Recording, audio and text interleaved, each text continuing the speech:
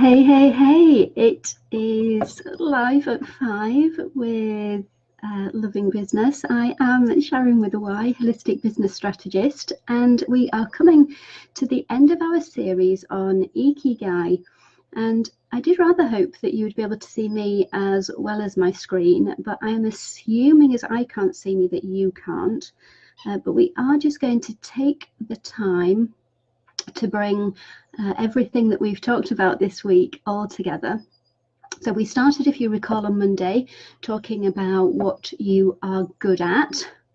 We then moved on Tuesday into what you love. On Wednesday, we looked at what the world needs, and you did some highlighting of what you're good at and what you love to find areas where there was crossover there.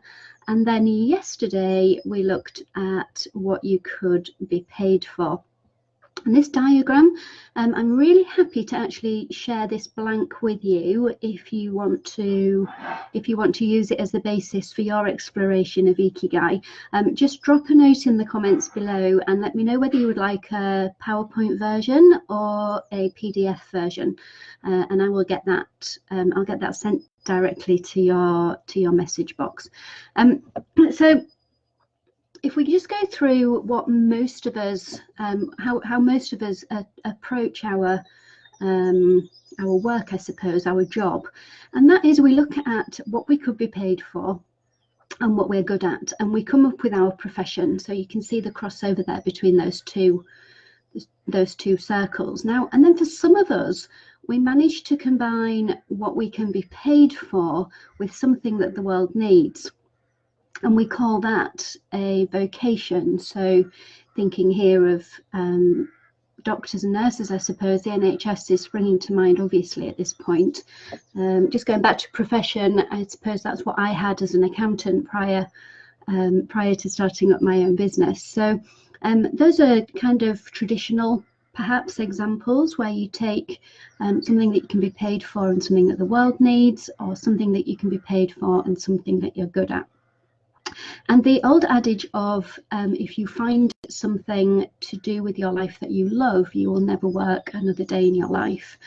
And that's that crossover between what you are good at and what you love. And perhaps it might be a passion project or a hobby initially. And for some people, they're lucky enough for it to be a job as well. Now, Ikigai extends that little bit further and looks to combine all four of these things. Now, for some of us, we don't need to, or some of us don't need to work to earn money because we are retired or we have other forms of income. In which case, it's about how we use our time and what you might call time affluence. And if you spend your time doing things that you're good at and that you love, then obviously you're going to feel much happier with life than if you don't, or than if you don't put some effort and time into that. So what I want to just do with you now is, or what you can do is, take all the sheets of paper that you have put together over the last 4 days and bring them all together into this one document. If you've done any work with me at all, you know I like things on a page, because I think the simplest you can get things, and it's easier for you, or you know that you've cut through quite a lot of the crap if you're getting down to being able to condense things down onto one page. Now, I did say that I would share mine with you, and if I can move the screen along, and this is all new to me, so I'm hoping the tech catches up and I can do that. Bear with me. There you go. So this is mine. Now, bear in mind, I've spent a long time looking at this. I am still working on it. And in fact, I had a conversation with somebody the other day where I said, good Lord, how can I be 50 and, well, how can I be 50 full stop, but moving that conversation on, how can I be 50 and still learning and still growing and still exploring my Ikigai? And I think that's possibly one of the things about making that commitment to find your Ikigai.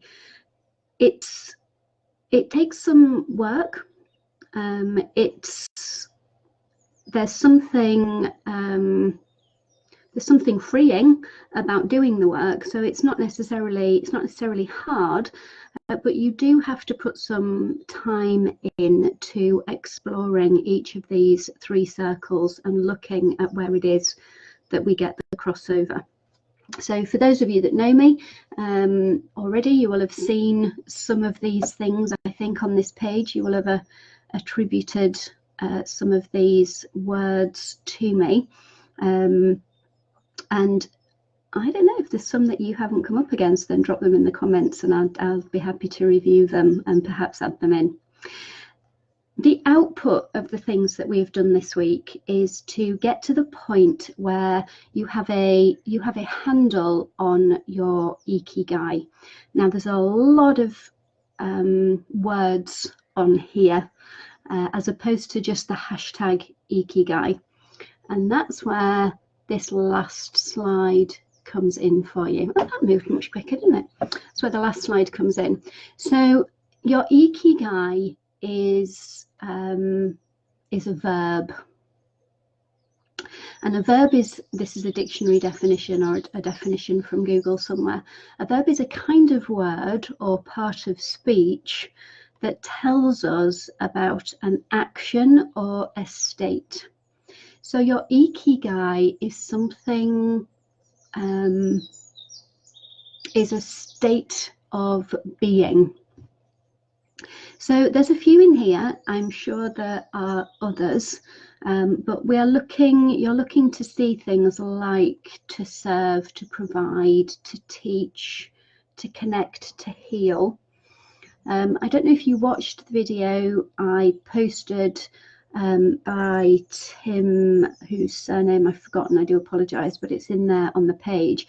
He talks about his Ikigai being to delight, which I think is wonderful. It's not the way that I work, but I loved that was his. And I've highlighted mine with my little star logo there. Thanks to Kathy for the logo. And the word to shine is one that I'm working with at the moment, because if you go back to my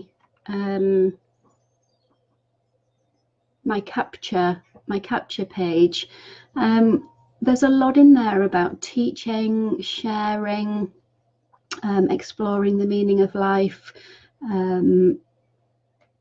astrology, numerology, and all of those sorts of things. And they're all, you look at the word separating the wheat from the chaff, instinctive leadership and conscious capitalism, and they're all things where I'm shining a light. So coaching, counselling, leading, it's all about shining a light or being a beacon and pointing the way forward. So I've left you a blank one here. I've left you a 2 and then a blank down in the bottom corner. I'm not going to say right or left, largely because I don't know them at the best of times, but certainly not when we're on a screen and I have no idea what you're seeing. But that is the end of our mini exploration of Ikigai. I suspect it's a lifelong pursuit to engage with, embody, and live your Ikigai. And good luck with finding it. I would love you to let me know how you got on. You can do that by private message if you prefer not to comment on a public page. But here we go. I said in my introduction I would show you mine, and I'd love to see yours. So if you'd like to show me yours, then I am ready to have a look and have a chat about them.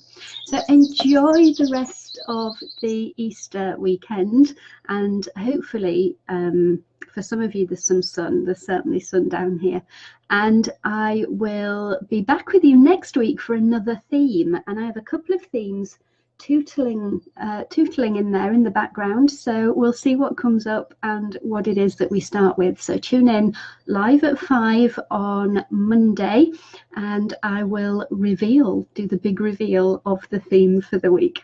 Take care and thank you for listening. Bye bye.